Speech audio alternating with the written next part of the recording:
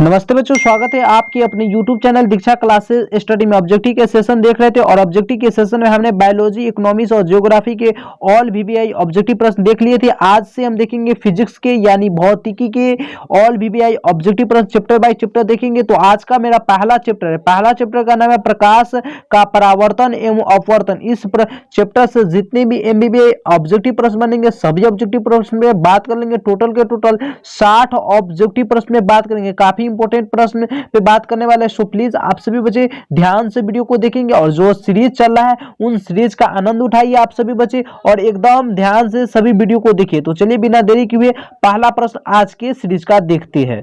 चलिए आज का पहला चैप्टर का पहला प्रश्न आपसे कह रहा है कि एक उत्तल लेंस की क्षमता 1 डायोप्टर है तो उस लेंस की फोकस दूरी होगी। अगर उत्तल लेंस पूछे तो उत्तल लेंस क्या होता है, धनात्मक होता है, और अवतल लेंस क्या होता है, ऋणात्मक होता है। और एक डायोप्टर का क्षमता हो जाएगा यानी फोकस दूरी क्या होता है, 100 में 1 मीटर होता है। क्या होता है, 1 मीटर होता है। यहाँ पे मीटर में नहीं दिया है, 100 सेंटीमीटर दिया हुआ है, तो आपका राइट आंसर क्या हो जाएगा, प्लस 100 सेंटीमीटर हो जाएगा। ठीक है, एक उत्तल लेंस की क्षमता कितनी होती है, तो 100 सेंटीमीटर होता है। अगर मीटर में रहेगा तो आप लगाइएगा 1 मीटर होता है। तो चलिए दूसरा प्रश्न देखेंगे बिना देरी किए हुए। आपका दूसरा नंबर प्रश्न कह रहा है किसी गोलीय दर्पण तथा किसी पतले गोलीय लेंस दोनों की फोकस दूरी -15 सेंटीमीटर है। दर्पण तथा लेंस संभवतः है माइनस में है, तो क्या हो जाएगा आपका राइट आंसर, दर्पण और लेंस दोनों क्या हो जाएगा, संभवतः मेरे प्यारे बच्चों दो का राइट आंसर आपका ए हो जाएगा, अवतल होगा। ठीक है, क्या हो जाएगा, अवतल लेंस होगा। चलिए तो बहुत बढ़िया, अगला क्वेश्चन देखेंगे। आपका तीसरा नंबर क्वेश्चन कह रहा है प्रकाश का परावर्तन के कितने नियम है। तो प्रकाश के परावर्तन के कितने नियम है, तो प्रकाश के परावर्तन के नियम 2 है और अपवर्तन के भी नियम 2 ही है। ठीक है, तो चलिए अगला क्वेश्चन देखेंगे आपका। देखिए अगला क्वेश्चन आपसे कह रहा है किसी माध्यम के अपवर्तनांक का मान होता है। अपवर्तनांक का मान क्या होता है, साइन आई बटे साइन आर, या sine i sine r by sine i, या साइन आई गुने साइन आर, या साइन आई गुने साइन प्लस साइन आर। तो आपका राइट आंसर क्या हो जाएगा, साइन आई बटे साइन आर। 4 का राइट आंसर क्या हो जाएगा, ये हो जाएगा साइन आई बटे साइन आर। यह आपका अपवर्तनांक का सूत्र होता है। ठीक है, तो चलिए अगला क्वेश्चन देखेंगे। आपका क्वेश्चन नंबर 5वां कह रहा है कि एक उत्तल लेंस होता है, एक उत्तल लेंस होता है सभी जगह समान मोटाई का, या बीच की अपेक्षा किनारों का मोटा, या किनारों की अपेक्षा बीच में मोटा, या इनमें से कोई नहीं। एक उत्तल लेंस कैसा होता है, तो 5 का आपका राइट आंसर क्या हो जाएगा, एक उत्तल लेंस होता है किनारों की अपेक्षा बीच में मोटा होता है। आपका राइट आंसर सी हो जाएगा। अगला क्वेश्चन देखेंगे। आपका छठा नंबर क्वेश्चन कह रहा है कि अवतल लेंस का आवर्धन m बराबर होता है, आवर्धन को m से सूचित करते हैं। ठीक है, तो अवतल लेंस का आवर्धन m बराबर होता है u बाई v, या u गुने v, या v u प्लस v, या v बाई u। तो 6 का राइट आंसर आपका क्या हो जाएगा, d हो जाएगा, v बाई u होता है अवतल लेंस का आवर्धन। ठीक है, m।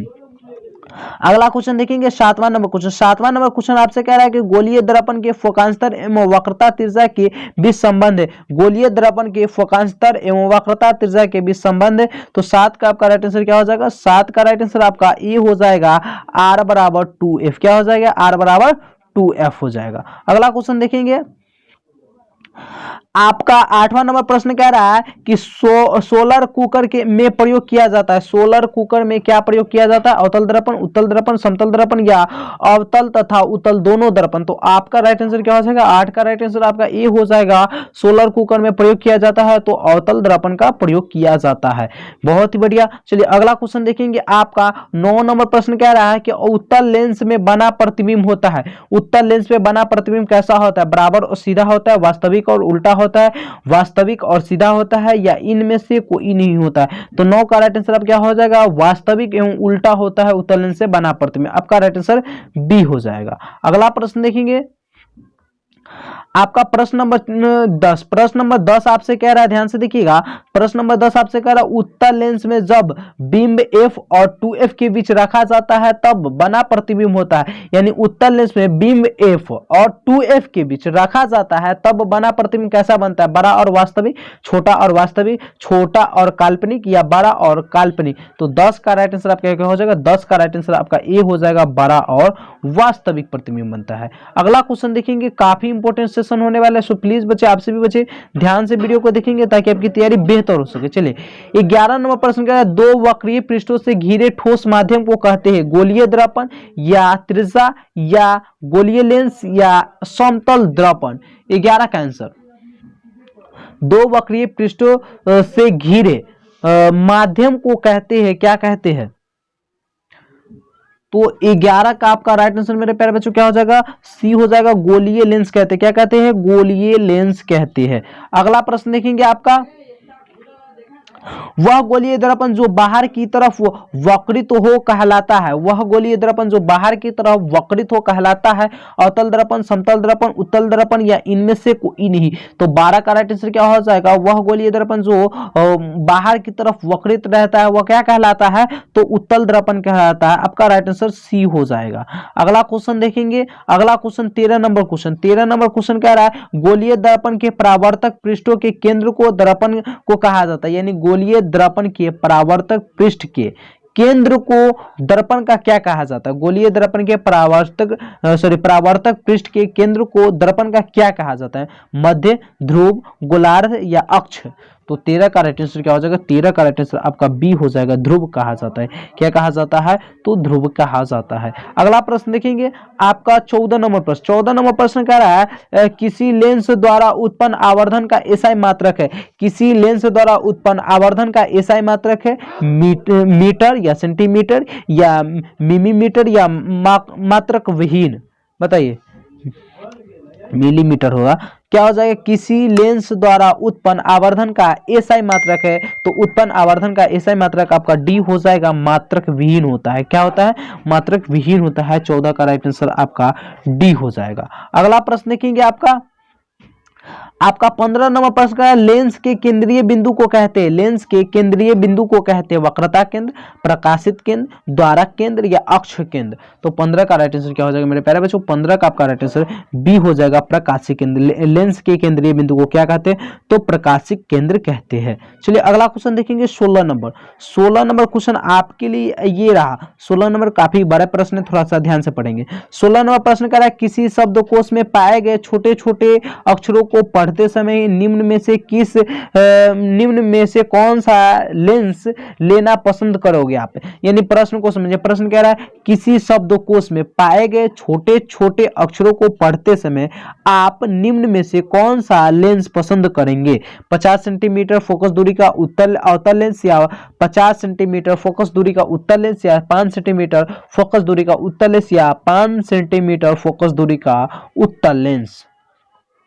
तो मेरे प्यारे बच्चों 16 का आपका राइट आंसर क्या हो जाएगा? 16 का आपका राइट आंसर डी हो जाएगा। क्या हो जाएगा? डी हो जाएगा। 5 सेंटीमीटर फोकस दूरी का उत्तल लेंस हम लेना पसंद करेंगे। आपका राइट आंसर डी हो जाएगा। अगला प्रश्न देखेंगे। अगला प्रश्न आपका ये रहा 17 नंबर प्रश्न। 17 नंबर प्रश्न आपसे कह रहा है इनमें कौन दर्पण का सूत्र है? दर्पण का सूत्र 1/v प्लस 1/u बराबर 1/f या 1/u माइनस 1/v बराबर 1/f या 1/v प्लस u/1 बराबर 1/f या डी में है v/1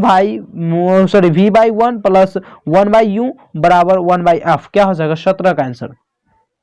तो दर्पण का सूत्र आपका क्या होता है? हम लोग जानते हैं 1/v प्लस 1/u बराबर 1/f। मेरे प्यारे बच्चों अगर यह दर्पण का सूत्र है और दर्पण का सूत्र आपके एग्जाम में पूछा जाता है, सत्यापित करें दर्पण उत्तल दर्पण से अवतल दर्पण से, ये काफी इंपॉर्टेंट क्वेश्चन है, 6 नंबर में भी पूछे जाते हैं, तो इस बात को याद रखिएगा आप लोग। चलिए अगला क्वेश्चन देख लेंगे आपका 18 नंबर प्रश्न। 18 नंबर प्रश्न कह रहा है गोलीय दर्पण का वक्रता केंद्र को किस अक्ष से निरूपित किया जाता है? गोलीय दर्पण का वक्रता केंद्र को किस अक्ष से निरूपित किया जाता है? आपका ऑप्शन में है सी अक्ष से, पी अक्ष से, ओ अक्ष से या एफ अक्ष से। तो 18 का आपका राइट आंसर क्या हो जाएगा? 18 का राइट आंसर आपका ए हो जाएगा, सी अक्ष से। क्या हो जाएगा? सी अक्ष से इसे निरूपित किया जाता है, यानी सी अक्ष से हम इसे जानते हैं।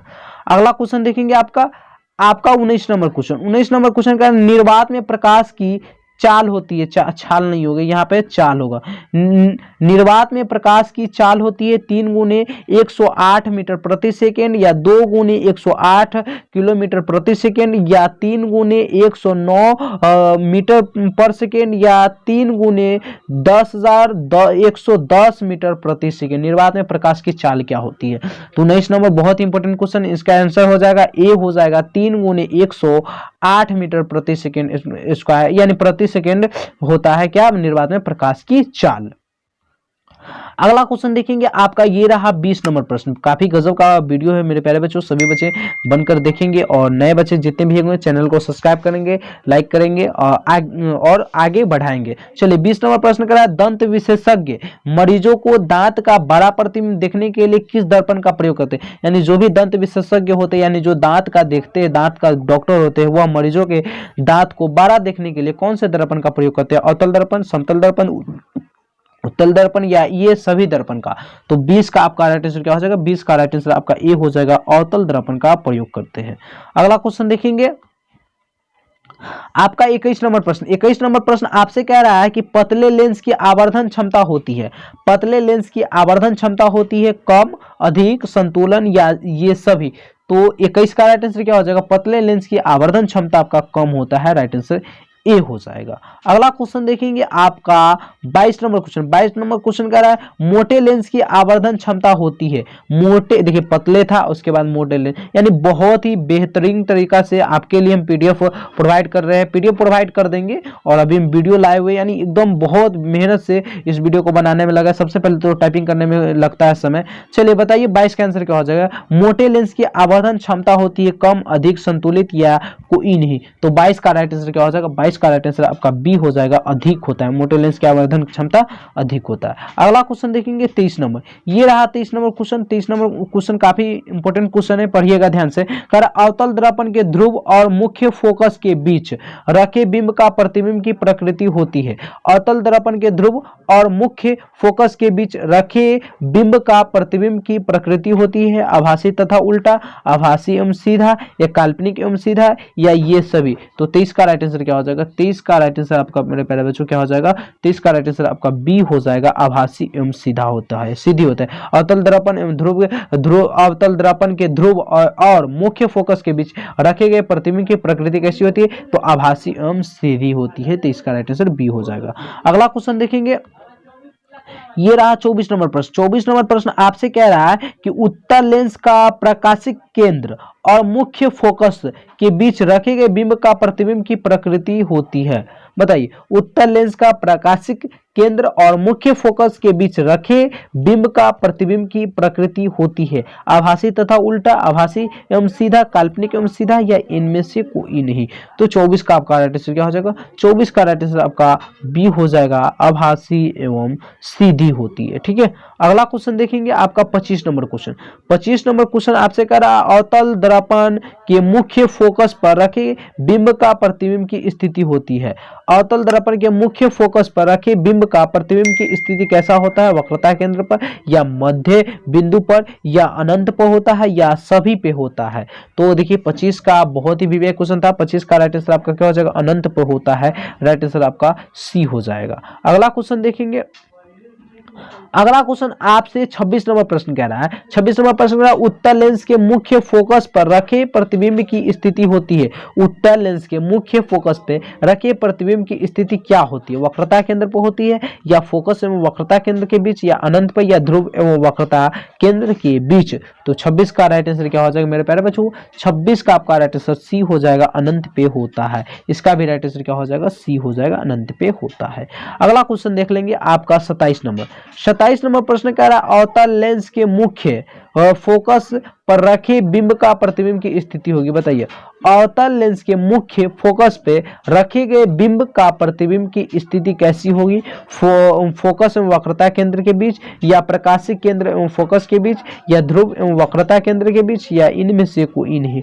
तो 27 का आपका राइट आंसर क्या हो जाएगा मेरे प्यारे बच्चों? 27 का आपका राइट आंसर बी हो जाएगा, प्रकाशिक केंद्र एवं फोकस के बीच होता है। क्या होता है? प्रकाशिक केंद्र एवं फोकस के बीच पिच होता है। अगला प्रश्न देखेंगे आपका 28 नंबर प्रश्न। 28 नंबर प्रश्न करा अवतल लेंस के सामने अनंत पर रखे बिंब का प्रतिबिंब की स्थिति होती है। अवतल लेंस के सामने अनंत पर रखे बिंब का प्रतिबिंब की स्थिति होती है वक्रता केंद्र पर, फोकस पे, अनंत पे या ध्रुव पे। तो 28 का राइट आंसर क्या हो जाएगा? 28 का राइट आंसर आपका बी हो जाएगा, फोकस पे। क्या होगा? अवतल लेंस के सामने अनंत पे रखे बिंब का प्रतिबिंब की स्थिति क्या होता है? तो फोकस पे होता है। आपका राइट आंसर बी हो जाएगा। अगला क्वेश्चन देखेंगे आपका 29 नंबर प्रश्न। 29 नंबर प्रश्न कह रहा है अवतल दर्पण के सामने अनंत पे रखे बिंब का प्रतिबिंब की स्थिति कैसा होता है? वक्रता केंद्र, अनंत या ध्रुव या फोकस पे। देखिए 29 नंबर प्रश्न कह रहा है, देखिए इसी प्रश्न को 28 नंबर जो प्रश्न था इस प्रश्न को यहाँ पे उल्टा कर दिया गया है। यानी इस कदर से आपके लिए क्वेश्चन बनाया हूं ना जो आपके एग्जाम में किसी भी तरह से पूछेंगे। अगर इस चैप्टर से ऑब्जेक्टिव में काफी प्रश्न पूछे जाते हैं एग्जाम में, तो आप लोग फंसिएगा नहीं अगर इस 60 प्रश्न को अच्छे से याद कर लेते हैं तो। ठीक है, तो आपका 29 का राइट आंसर क्या हो जाएगा? डी हो जाएगा, फोकस पे। क्या हो जाता है? फोकस पे होता है। चलिए अगला क्वेश्चन देख लेते हैं आपका 30 नंबर प्रश्न। 30 नंबर प्रश्न कह रहा है लेंस के प्रकाशिक केंद्र से गुजरने वाली प्रकाश की किरण अपवर्तन के पश्चात विचलन के साथ निर्गत हो जाती है या 7 रंगों में विभक्त हो जाती है या बिना विचलन के निर्गत हो जाती है या इनमें से कोई नहीं। लेंस के प्रकाशिक केंद्र से गुजरने के बाद, यानी लेंस के प्रकाशिक केंद्र से जब गुजरते हैं प्रकाश तो किरण के अपवर्तन क्या हो जाता है, यानी उसके पश्चात क्या हो जाते हैं? तो 30 का राइट आंसर क्या हो जाएगा? बी हो जाएगा, 7 रंगों में विभक्त हो जाते हैं। आपका राइट आंसर बी हो जाएगा। अगला क्वेश्चन देखेंगे आपका ये रहा 31 नंबर क्वेश्चन। 31 नंबर क्वेश्चन आपसे कह रहा है कि प्रकाश की किरण गमन करती है, प्रकाश की किरण गमन करती है सीधी रेखा में, टेढ़ी में, किसी भी दिशा में नहीं या इनमें से कोई नहीं। तो प्रकाश की किरण गमन करती है तो हमेशा आपका सीधी रेखा में गमन करती है। 31 का राइट आंसर आपका ए हो जाएगा। अगला question 32 number question. 32 number question कह रहा है कि प्रकाश का वेग न्यूनतम होता है निर्वात में, जल में, वायु में या कांच में। प्रकाश का वेग न्यूनतम होता है तो 32 का राइट आंसर क्या हो जाएगा? डी हो जाएगा, कांच में होता है। अगला क्वेश्चन देखेंगे आपका 33 नंबर। 33 नंबर प्रश्न कर रहा है मोटर गाड़ी के चालक के सामने लगा रहता है, मोटर गाड़ी चालक के सामने लगा रहता है समतल दर्पण, उत्तल दर्पण, अवतल दर्पण या उत्तल लेंस। तो क्या हो जाएगा? 33 का राइट आंसर आपका क्या हो जाएगा? 33 का राइट आंसर बी हो जाएगा। मोटर गाड़ी के चालक के सामने कैसा, सॉरी, मोटर गाड़ी के चालक के सामने लगा रहता है, कौन दर्पण लगा रहता है? तो 33 का आपका राइट आंसर बी हो जाएगा, उत्तल दर्पण लगा रहता है। क्या हो जाएगा? उत्तल दर्पण लगा रहता है। ठीक है, अगला क्वेश्चन देखेंगे आपका ये रहा 34 नंबर प्रश्न। 34 नंबर का मोटर कार के हेडलाइट में किसका प्रयोग होता है? मोटर कार के हेडलाइट में किसका प्रयोग होता है? समतल, उत्तल दर्पण, अवतल दर्पण या उत्तल लेंस का? बताइए 34 का आंसर। तो 34 का राइट, मोटर कार के हेडलाइट में किसका प्रयोग होता है? तो यहाँ पे हेडलाइट में आपका अवतल दर्पण का प्रयोग होता है। राइट आंसर यहाँ पे सी हो जाएगा। अगला क्वेश्चन देखेंगे आपका 35 नंबर प्रश्न। 35 नंबर प्रश्न आपसे कह रहा है समतल दर्पण द्वारा बना प्रतिबिंब होता है, समतल दर्पण द्वारा बना प्रतिबिंब कैसा होता है? वास्तविक होता है, काल्पनिक होता है, दोनों होता है या इनमें से कोई नहीं। तो 35 का राइट आंसर क्या हो जाएगा? समतल दर्पण द्वारा बना प्रतिबिंब कैसा होता है? तो आपका काल्पनिक होता है। राइट आंसर बी हो जाएगा। अगला क्वेश्चन देखेंगे 36 नंबर प्रश्न। 36 नंबर का प्रश्न कह रहा है आपसे कि लेंस की क्षमता का एसआई मात्रक क्या होता है? लेंस की क्षमता का एसआई मात्रक क्या होता है? तो लेंस की क्षमता का एसआई मात्रक क्या होता है? डायोप्टर होता है, जिसे हम डी से सूचित करते हैं। आपका राइट आंसर ए हो जाएगा। बहुत बढ़िया। अगला क्वेश्चन देख लेंगे 37 नंबर प्रश्न। 37 नंबर प्रश्न कह रहा है प्रकाश की किरणों का पथ दर्शाने वाले चित्र को कहा जाता है। प्रकाश की किरणों का पथ दर्शाने वाले चित्र को कहा जाता है किरण आलेख, फोकस, किरण पुंज या इनमें से सभी। तो 37 का आपका राइट आंसर क्या हो जाएगा? 37 का राइट आंसर आपका ए हो जाएगा, किरण आलेख कहलाता है। अगला प्रश्न देखेंगे आपका 38 नंबर प्रश्न। 38 नंबर प्रश्न कह रहा है दो डायोप्टर क्षमता वाले लेंस का फोकांतर होगा, दो डायोप्टर क्षमता वाले लेंस का फोकांतर होगा 20 सेंटीमीटर, 30 सेंटीमीटर या 40 सेंटीमीटर या 50 सेंटीमीटर। तो 38 का आपका राइट आंसर क्या हो जाएगा मेरे प्यारे बच्चों? 38 का आपका राइट आंसर डी हो जाएगा, 50 सेंटीमीटर होता है। क्या होता है? 50 सेंटीमीटर होता है। देखिए उसी प्रश्न को यहाँ पे उल्टा कर दिया गया, आपके लिए उल्टा कर दिया गया प्रश्न कह रहा है किसी उत्तल लेंस का फोकांतर 50 सेंटीमीटर हो तो उसकी क्षमता होगी, तो उसकी क्षमता क्या होगा, उत्तल लेंस में पूछ रहा है तो उत्तल लेंस क्या होता है, धनात्मक होता है, तो आपका राइट आंसर क्या हो जाएगा, डी हो जाएगा, यानी 2 डायोप्टर, क्या हो जाएगा, 2 डायोप्टर या 2 डायोप्टर बोलिए इंग्लिश में। चलिए अगला प्रश्न देखेंगे आपका 40 नंबर प्रश्न। 40 नंबर प्रश्न के बाद टोटल के टोटल 20 प्रश्न बचेंगे। आप सभी बच्चे प्लीज ध्यान से बने रहिए वीडियो में और अच्छी तरह से तैयारी कीजिए, क्योंकि आपको एग्जाम में टॉप आना है और टॉप आने के लिए यह सीरीज जो ऑब्जेक्टिव का चल रहा है किसी भी बोर्ड के बच्चे को देखने के लिए बहुत ही एमबीबीआई सीरीज है। 40 नंबर प्रश्न कह रहा है प्रकाश के किरणों के समूह को कहते हैं, प्रकाश के किरणों के समूह को कहते हैं प्रकाश स्रोत, किरण पुंज, प्रदीप्त या परिकर्ण। बताइए प्रकाश के किरणों के समूह को क्या कहते हैं। तो 40 का आपका राइट आंसर क्या हो जाएगा मेरे प्यारे बच्चों, 40 का आपका राइट आंसर बी हो जाएगा, किरण। प्रकाश की किरणों के समूह को क्या कहते हैं, तो किरण पुंज कहते हैं। अगला क्वेश्चन देखेंगे आपका 41 नंबर प्रश्न। 41 नंबर प्रश्न का उत्तल लेंस की क्षमता होती है, उत्तल लेंस की क्षमता होती है ऋणात्मक, धनात्मक, ए और बी दोनों या इनमें से कोई नहीं। तो उत्तल लेंस की क्षमता क्या होती है, तो 41 में आप लोग आंसर बताइएगा बी यानी धनात्मक। उत्तल लेंस की क्षमता क्या होता है, धनात्मक, और अवतल लेंस की क्षमता क्या होता है, तो ऋणात्मक होता है। अगला क्वेश्चन देखेंगे, ये रहा, देखिए वही प्रश्न आ गया, अवतल लेंस की क्षमता होती है, अवतल लेंस की क्षमता ऋणात्मक, धनात्मक, ए और बी दोनों या इनमें से कोई नहीं। तो अवतल लेंस की क्षमता क्या हो जाएगा मेरे प्यारे बच्चों, अवतल लेंस का क्षमता आपका ऋणात्मक होता है, राइट आंसर ए हो जाएगा। अगला क्वेश्चन 23 नंबर, उत्तल लेंस को कहते हैं, उत्तल लेंस को और कौन से लेंस कहते हैं, यानी उत्तल लेंस का अन्य नाम क्या है, यह भी बोल सकते हैं। अभिसारी लेंस, द्विउत्तल लेंस या अपसारी लेंस या इनमें कोई नहीं। तो उत्तल लेंस को हम लोग क्या कहते हैं, तो 43 का आपका राइट आंसर ये हो जाएगा, अभिसारी लेंस, अभिसारी लेंस। अगला क्वेश्चन देखिए आपका 44 नंबर क्वेश्चन। 44 नंबर क्वेश्चन कह रहा है अवतल लेंस को कहते हैं, अवतल लेंस को क्या कहते हैं, तो आप लोग क्या कहते हैं अवतल लेंस को, तो 44 का राइट आंसर अपसारी लेंस कहते हैं। प्यारे बच्चों वीडियो काफी स्पीड में हम चल रहे हैं, आप सभी बच्चे 1 से 2 बार प्लीज वीडियो को देख लेंगे ताकि आपकी तैयारी बेहतर हो जाए। आपका 45 नंबर प्रश्न कह रहा है कि निम्न में से कौन सा पदार्थ लेंस बनाने के लिए प्रयुक्त नहीं किया जा सकता, यानी निम्न में से कौन सा ऐसा पदार्थ है, यानी जो 4 ऑप्शन दिए हुए इसमें से कौन सा ऐसा पदार्थ है जिससे हम लेंस नहीं बना सकते। तो आपका राइट आंसर क्या हो जाएगा, डी हो जाएगा, मिट्टी। अगला क्वेश्चन देखेंगे आपका 46 नंबर प्रश्न कर रहा है किसी दर्पण में हमेशा वस्तु से छोटा प्रतिबिंब प्राप्त होता है, किस दर्पण में वस्तु से छोटा प्रतिबिंब हमेशा प्राप्त होता है, समतल में, उत्तल में, अवतल में या इनमें से कोई में नहीं। तो 46 का राइट आंसर क्या हो जाएगा, 46 का राइट आंसर आपका बी हो जाएगा, उत्तल दर्पण में। क्या हो जाएगा, उत्तल दर्पण में। अगला क्वेश्चन देखेंगे आपका 47 नंबर प्रश्न। 47 नंबर प्रश्न आपसे कह रहा है किस दर्पण से वस्तु का बड़ा प्रतिबिंब बनता है, किस दर्पण से वस्तु का बड़ा प्रतिबिंब बनता है, समतल दर्पण से, अवतल से, उत्तल से या इनमें से कोई नहीं। तो 47 का राइट आंसर क्या हो जाएगा, 47 का किस दर्पण से वस्तु का बड़ा प्रतिबिंब बनता है, तो अवतल दर्पण से आपका राइट आंसर बी हो जाएगा। अगला क्वेश्चन देखेंगे आपका 48 नंबर प्रश्न। 48 नंबर प्रश्न है प्रकाश के परावर्तन के कितने नियम होते हैं, आपको बताए हुए भी थे प्रकाश के परावर्तन के कितने नियम होते हैं, 1 2 3 4। तो प्रकाश के परावर्तन के कितने नियम होते हैं, तो 2 नियम होते हैं, आपका राइट आंसर बी हो जाएगा। अगला क्वेश्चन देखेंगे 50 नंबर क्वेश्चन। 50 नंबर क्वेश्चन कह रहा है जब प्रकाश की किरण हवा से कांच में प्रवेश करती है तो वह मुड़ जाती है अभिलंब से दूर, अभिलंब के निकट, अभिलंब के समांतर क्रम या इनमें से कोई नहीं। तो क्या हो जाएगा आपका राइट आंसर, जब प्रकाश की किरण हवा से कांच में प्रवेश करती है तो वह मुड़ जाती है, किधर मुड़ जाती है, तो आपका बी हो जाएगा, अभिलंब के निकट मुड़ जाती है। क्या हो जाएगा, अभिलंब के निकट मुड़ जाती है, राइट आंसर बी हो जाएगा। अगला क्वेश्चन देखेंगे 50 नंबर। मेरे प्यारे बच्चों 50 नंबर के बाद अब टोटल 10 प्रश्न बचा हुआ, प्लीज बने रहिए और बेहतर तैयारी कीजिए। तो 50 नंबर प्रश्न करा फोटोग्राफी कैमरा का अभिदृश्य होता है, अभिदृश्यक होता है उत्तल लेंस, अवतल लेंस, उत्तल दर्पण या अवतल दर्पण। फोटोग्राफी कैमरा का अभिदृश्यक होता है तो 50 का आपका राइट आंसर क्या हो जाएगा, ए हो जाएगा, उत्तल लेंस होता है। क्या होता है, उत्तल लेंस होता है। अगला प्रश्न देखेंगे आपका 41 नंबर प्रश्न। 41 नंबर प्रश्न कर रहा है साइड मिरर के रूप में प्रयुक्त होता है, साइड मिरर के रूप में प्रयुक्त होता है अवतल दर्पण, उत्तल दर्पण, उत्तल लेंस या प्रिज्म।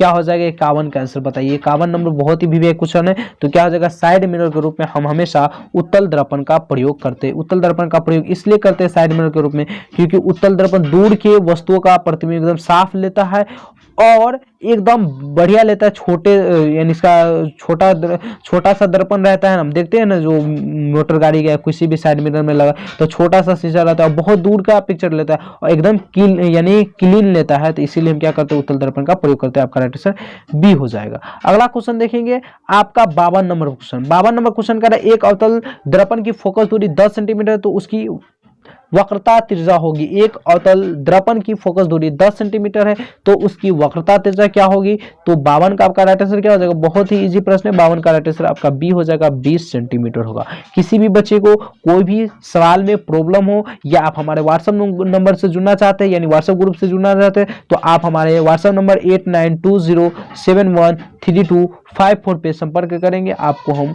व्हाट्सएप ग्रुप में भी ज्वाइन कर लेंगे। धन्यवाद। चलिए अगला क्वेश्चन देखते हैं आपका 53 नंबर क्वेश्चन। 53 नंबर क्वेश्चन कर रहा है निर्गत किरण एवं अभिलंब के बीच के कोण को कहते हैं। निर्गत किरण एवं अभिलंब के बीच के कोण को कहते हैं आपतन कोण, परावर्तन कोण, निर्गत कोण या इनमें से कोई नहीं। तो आपका राइट आंसर क्या होगा, निर्गत किरण एवं अभिलंब के बीच के कोण को क्या कहते हैं, तो निर्गत कोण ही कहते हैं। आपका राइट आंसर सी हो जाएगा 53 का। अगला क्वेश्चन देखेंगे आपका 54 नंबर प्रश्न। 54 नंबर प्रश्न आपसे कह रहा है सरल सूक्ष्मदर्शी में किसका उपयोग होता है। सरल सूक्ष्मदर्शी में किसका उपयोग होता है, अवतल लेंस, उत्तल दर्पण, अवतल लेंस या उत्तल लेंस। तो 54 का आपका राइट आंसर क्या हो जाएगा, 54 का आपका राइट आंसर डी हो जाएगा, उत्तल लेंस का प्रयोग करते हैं सरल सूक्ष्मदर्शी में। अगला प्रश्न देखेंगे आपका 55 नंबर प्रश्न। 55 नंबर प्रश्न कह रहा है किस लेंस के द्वारा सिर्फ काल्पनिक प्रतिबिंब बनता है। किस लेंस के द्वारा सिर्फ काल्पनिक प्रतिबिंब बनता है, उत्तल, अवतल, बाइफोकल या इनमें से कोई नहीं। तो 55 का आपका राइट आंसर क्या हो जाएगा मेरे प्यारे बच्चों, 55 का राइट आंसर आपका बी हो जाएगा, उत्तल लेंस का। क्या हो जाएगा, उत्तल लेंस का। अगला क्वेश्चन देखेंगे आपका 56 नंबर क्वेश्चन। 56 नंबर क्वेश्चन आपसे पूछ रहा है कि परावर्तन के नियम से निर्धारित करती है, यानी परावर्तन के नियम से निर्धारित होता है आपतन कोण बराबर परावर्तन कोण या परावर्तन कोण बराबर आपतन कोण या आपतन कोण बराबर विचलन कोण या इनमें से कोई नहीं। काफी एमवीवीआई प्रश्न है, काफी एमवीवीआई प्रश्न है और जो भी ऑब्जेक्टिव प्रश्न में बात करें काफी एमवीवीआई ऑब्जेक्टिव प्रश्न है, ठीक है। तो 56 का आपका राइट आंसर क्या हो जाएगा, 56 का राइट आंसर आपका बी हो जाएगा, परावर्तन कोण बराबर अपवर्तन कोण परावर्तन के नियम को निर्धारित करता है। चलिए अगला प्रश्न देखेंगे आपका 57 नंबर प्रश्न। 57 नंबर प्रश्न का काल्पनिक प्रतिबिंब होता है सीधा, उल्टा, खड़ा या कोई नहीं। काल्पनिक प्रतिबिंब होता है तो 57 का राइट आंसर क्या हो जाएगा, ए हो जाएगा, सीधा होता है। काल्पनिक प्रतिबिंब कैसा होता है, तो सीधा होता है। अगला प्रश्न देखेंगे 58 नंबर। 58 नंबर प्रश्न आपसे कह रहा है कि लेंस में मुख्य फोकस की संख्या कितनी होती है। लेंस में मुख्य फोकस की संख्या कितनी होती है, 2, 1, 3 या कोई नहीं। तो 58 का राइट आंसर क्या हो जाएगा, 58 का राइट आंसर आपका 1 हो जाएगा, यानी ए हो जाएगा, ठीक है। लेंस में मुख्य फोकस की संख्या कितनी होती है, तो आपका राइट आंसर ए हो जाएगा, यानी 2 होता है। अगला प्रश्न देखेंगे 59 नंबर। 59 नंबर प्रश्न कह रहा है सर्च लाइट का परावर्तक सतह होता है। सर्च लाइट का परावर्तक सतह होता है उत्तल, अवतल, समतल या कोई नहीं। सर्च लाइट का परावर्तक सतह क्या होता है, तो 59 में आप लोग क्या बताइएगा, राइट आंसर बी बताइएगा, अवतल। क्या हो जाएगा, अवतल। अगला प्रश्न देखेंगे कि 60 नंबर प्रश्न और इस चैप्टर का लास्ट प्रश्न है। बताइए 60 नंबर प्रश्न का दाढ़ी बनाने में कौन सा दर्पण का प्रयुक्त होता है। दाढ़ी बनाने के लिए कौन से दर्पण का उपयोग करते हैं, समतल, उत्तल, अवतल या इनमें से कोई नहीं। तो 60 का आपका राइट आंसर क्या हो जाएगा, दाढ़ी बनाने में हम अवतल दर्पण का प्रयोग करते हैं। राइट आंसर सी हो जाएगा। तो thank you so much my all dear students. आज हम फिजिक्स के चैप्टर नंबर 1 देखे हैं, कल ऐसे ही चैप्टर नंबर 2 देखेंगे, यानी यह सीरीज ऐसे ही चलता रहेगा, हर एक चैप्टर का सीरीज चलता रहेगा। सो प्लीज आप सभी बने रहिए हमारे साथ और यूं ही तैयारी करते रहिए। जो भी प्रॉब्लम हो तो आप हमारे साथ अपना प्रॉब्लम भी शेयर करिएगा। यही मेरा व्हाट्सएप नंबर है, व्हाट्सएप नंबर हमेशा ऑन रहता है। आप सभी बच्चे का कोई प्रॉब्लम हो, कोई भी क्वेश्चन हो तो आप हमारे व्हाट्सएप नंबर से जुड़ जाइए और पूछते रहिए और यूं ही तैयारी करते रहिए और अपने जीवन में आगे बढ़ते रहिए। धन्यवाद। Thank you so much my all.